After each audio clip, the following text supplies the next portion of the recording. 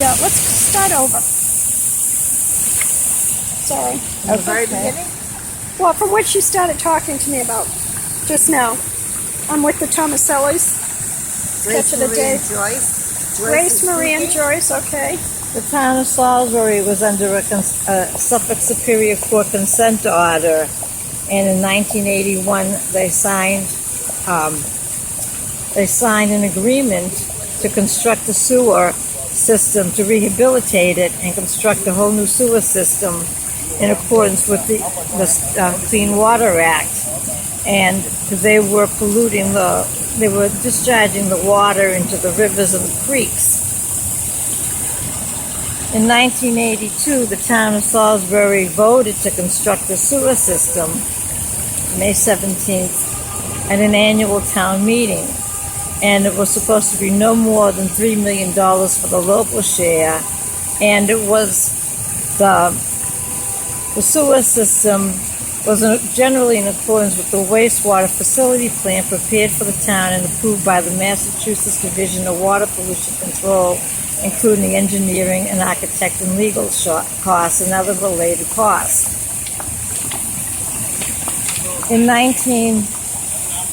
Hold on 1 second.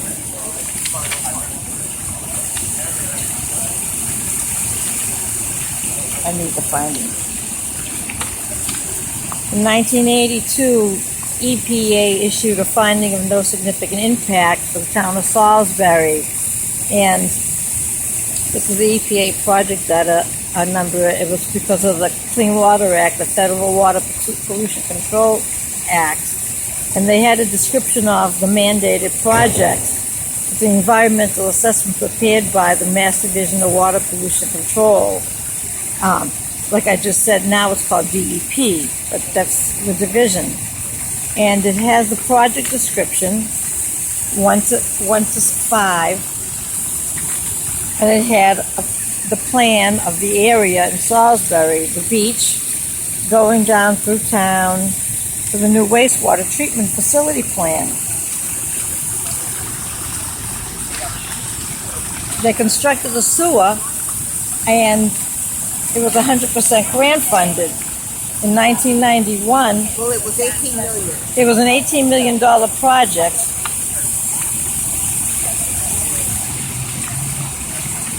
And the town received that $18 million in three different components. It was an $18 million project. This is an EPA document.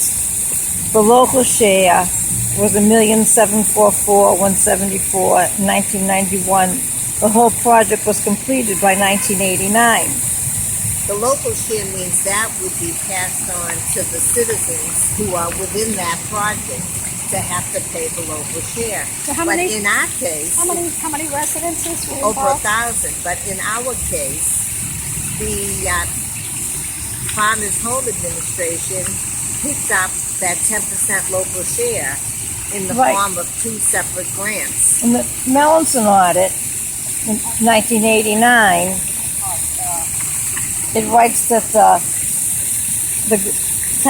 Salisbury was going to receive a grant of $1,440,800 to cover the local share. Farmers Home Administration, USDA. The purpose of the grant is to reduce the town's share of the cost, and that was $1,744,000. But now there's another piece they Salisbury received two more grants from USDA, Farmers Home. They got a grant of $1,440,800 and another grant of $534,000 in 1988 for the local share. which exceeded. But in 1989, Salisbury at a town meeting, Salisbury Select Sewer Commissioners hired the law firm of Copeland and Page as financial advisors. This is important. In 1992, the sewer commissioners, 1992, the sewer commissioners took a vote at a selectmen's meeting, not a town meeting, to approve $7.8 million The town council has approved the figures. The same one they hired as the financial advisors. When there was no cost. So in 1991, there was $1,744,000 local share. They received grants to cover the local share. They turned around. They charged us $7.8 million for the project. Not even our project, the project. And this is how they won in court. They called this the assessment date, but in fact, the assessment date is the 1982 vote. So they lied in every court, and this is another very good little document. The real estate lawyers have a mass conveyances handbook. It's the Real Estate Association. This is for a betterment, and explains the date of assessment is the date in which the order for municipal improvement is adopted. That would have been the 1982 vote. And then a lien arises when they record that assessment order at the Registry of Deeds. Salisbury never did that for like 1,000 people. And they charged people in 1992 above the $7.8 million. And they charged the new owners who bought the property after 1982. And that's kind of it. And they lied in every court, and they won in every court. And they collected a fake betterment that never existed. That's pretty much it in a nutshell. They've lied in every court, and they've won in every court. And even though we have Mass General Law to support us, we have EPA. They were fabulous. EPA and the state gave us all the documents that we needed. We can prove it, but the town has continued to lie, and they've been getting away with it because they can. This was the 1989 Sewer Commission. They're also now the selectmen. The sewer chairman voted to hire the law firm of Copeland and Page of Boston as the financial advisor and to handle legal questions. In 1992, Copeland and Page approved $7.8 million instead of zero. So they knew. So they were hired. And they lied in court. They lied at the appellate tax court. They lied at the appeals court. They lied in every court, land court, every court. Thomas McEnany from Copeland and Page actually told Judge Saris in the federal court that it was an $80 million project instead of $18 million. That same attorney was the attorney at the appellate tax board when Don Levesque, the DPW director, in the presence of Neil Harrington, town manager, and the assessor, told the judge that it was an $80 million project and that they received 90% in grants. Well, 90% in grants is $72 million. EPA and the state said, we never gave $72 million, it was $18 million. And they're forcing us to pay a betterment we don't owe, and they're taking away our home and all our property. They've taken away our restaurant, our livelihood. They closed our restaurant down, all over lies. And what was that you were saying about lawyers? And we found have immunity. They're not. Well, actually, in Massachusetts. When we filed suit, when we found out about all of this, we started to become more vocal and started asking the town, well, I'd like to know more. I'd like the date of the vote. They would never help us. We couldn't get public records. Or they would make it so expensive, it would be hundreds of dollars to get public records. So they just made it inaccessible to get these records. So we found out the town started to really harass us terribly. And we ran into some incidents with the town. So we filed suit in federal court. When we went to federal court, we found out that the attorneys were conspiring with the town because the town couldn't have done it without the help of the attorneys. And since the town committed the perjury and suborned perjury at the appellate tax board, we filed suit against the attorneys. That's when we found out Massachusetts does not have protection when an attorney lies to a judge and commits fraud in the court. There's no penalty for them. They can commit perjury and there's no penalty. We couldn't believe that. So we went further to the First Circuit Court of Appeals, and they affirmed that's true. In Massachusetts and also 39 other states don't have protection. So we went further to the United States Supreme Court, and we filed a petition for writ of certiorari. You would never want to do one of these. They are very hard to do, but thank goodness my sister Joyce did 90% of it, and I did 10% of it, and we did get it in to the Supreme Court. All that does is it brings attention to the issue, and you only have a 1% chance of being selected out of 5,000 cases, but we were selected for conference, which means that at least one or more of the justices thought there was a valid issue. And I don't know if Joyce has the petition for writ of certiorari there, but it's amazing to see. So how many pages was the writ? Is that the petition?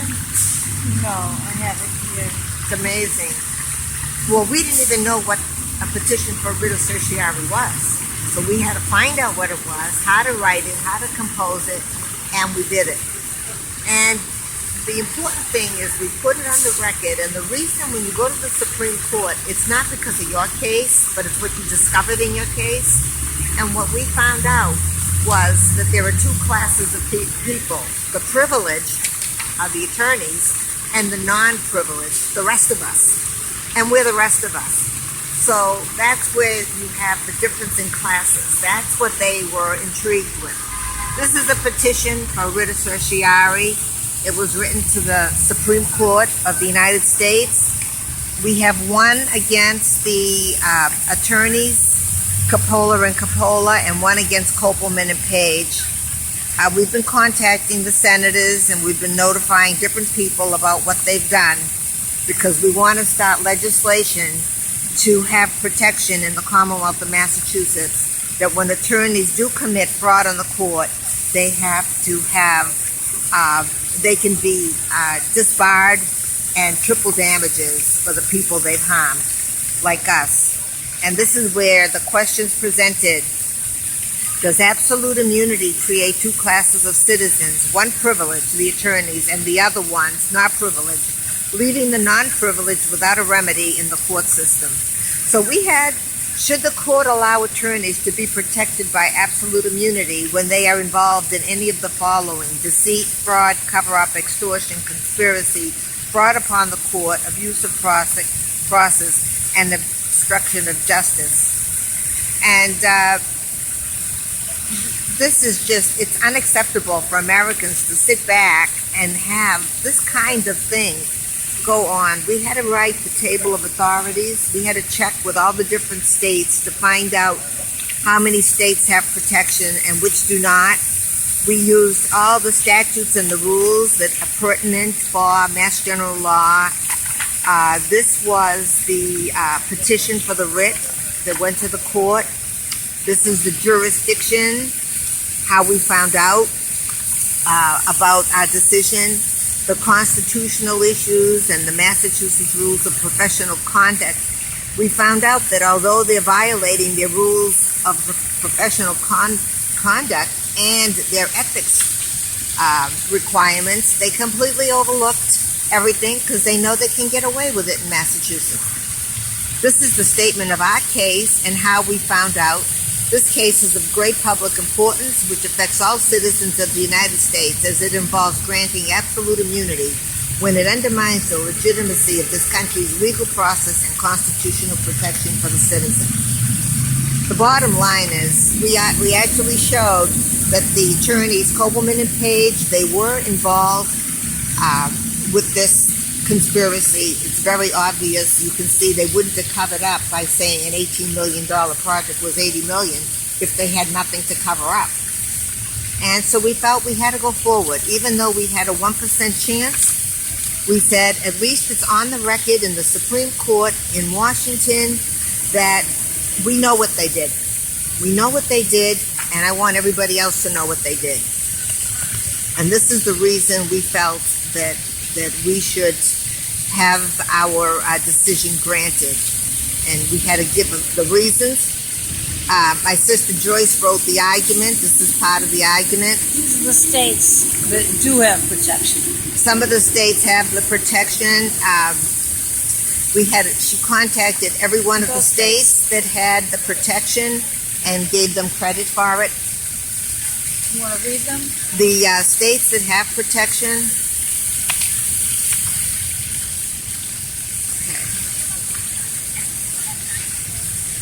California, Arkansas, California, let me see, Indiana, Iowa, Minnesota, not Dakota, New Mexico, New York, not Dakota, North Dakota, Oklahoma, Wyoming, Connecticut does not, and Massachusetts, North Carolina. North Carolina, and we don't. and we don't. And we don't. And this is part of the argument. There was a judge, Bishop, who wrote a dissent, which means that although some of the judges think it's a good idea to let attorneys lie to a judge, to a court, he did not. He felt that we're not doing any good by allowing attorneys to lie in court. And some of the judges feel one bad apple, you shouldn't punish everybody for one bad apple. But my feeling is you don't ruin a pie by putting in one bad apple. You have to have a remedy. Joyce did all of this. She did it's an incredible amount of work. The duty of the land court attorneys, they were actually debt collectors. They knew they had a fraudulent claim. They knew that there was no lien, and they went forward anyway. So we felt they should be brought on the carpet for what they've done. There's RICO violations, which is the conspiracy. Copeland and Page, Coppola and Coppola in the town working together as an organization. They were able to, one doesn't do what they're supposed to do with the law. The town goes along with it, and then you take someone's home and property by using Coppola and Coppola. What a conspiracy this is. And Racketeering scheme. it's a racketeering. That RICO's a racketeering scheme. I'd like to put this online and let people see this if they'd like to read it. There's a lot here, and then our conclusion. But you should really, when you put it online, you should copyright it, even though it's been And submitted. wait a minute, that's Judge Bishop. He wrote the Judge dissent. Bishop's dissent. Mhm. So that's pretty much the story in a nutshell. They're And this forcing is- us to pay what we don't This owe. is the $80 million lie. We went to the appellate tax board. Grace Marie and I went to the appellate tax board before Commissioner Frank Scarafa, February 1st, 2006. Copeland and Page was the town council, the financial advisors for the sewer project. They got the first witness, Don Levesque, the DPW director in Salisbury. He explained that the project started in the 80s because it was a mandate, which I just explained, and it was discharging into the waterway. EPA and DEP, that Division of Water Pollution Controls, DEP, gave the town a mandate to rectify the system. Well, that's true. They said they looked at the town records. They said it was one project. And they said, Copeland and Page asked to Don Levesque, do you know what the total project cost for all the contracts for the project? Don Levesque, nearly $80 million. Instead of 18. Copeland and Page, the town received federal and state funding for a portion of this, correct? Don Levesque, that is correct. Copeland and Page, do you recall, approximately when the percentages that the town received for funding the state and federal authorities? Don Levesque, approximately 90%. The judge, Commissioner Scarafa, I'm sorry? Don Levesque, the DPW director, 90. Commissioner Scarafa, 90. The witness, Don Levesque, DPW director, yes. Town council, so that left a balance of approximately $8 million that had to be picked up by the town. That is correct. Then they said the project, the local share was $7.8 million from the remainder from the grants. And that's what they So if you charge. take $80 million, you subtract the grants, $7.8 million instead of zero. And then they called it a betterment for our area. Then repealed it, and we went to the United States Court, included Copeland and Page, the federal court, district court over here locally, February 4th, 2009, before Judge Patty B. Saris. Copeland and Page attorney, the same one, Tom McEnany, attended for the town, and it was just, we were pro se. And town council told Judge Saris, I represented the town at the proceeding before the appellate tax board on the appeal from the denial of their abatement application by the assessor and the DPW director. Now the court, Judge Saris, had the EPA letter in the document showing it was $18 million. So she said to Copeland and Page, well, let me ask you this, how does one explain the difference between $80 million and $18 million? Are they just wrong? Town council, I think they're just wrong. I believe they're wrong. Or was there a mistake? I believe they were just wrong. Do you have the testimony that deals with the $80 million? The court asked him. I believe it does. And he went on to say that it was $7.8 million, and they let Copeland and Page out on absolute immunity. At another hearing before that, same town council, November 9th, 2005, at the appellate tax board, Tom McEnany of Copeland and Page, he told the chairwoman Foley, the betterment, it was committed to the tax collector on July 6, 91, and it had been voted prior to that. So how can March 16, 1992 Over here, we got today? denied. The betterment commitment was July 6, 91. So I wrote to Neil Harrington, the town manager, who was at the appellate tax board, Mr. Harrington. I asked him about the $80 million project that they stated, and the $7.8 million, the July 6, 91 commitment date. I gave him the attachments of what I just talked about, the transcript.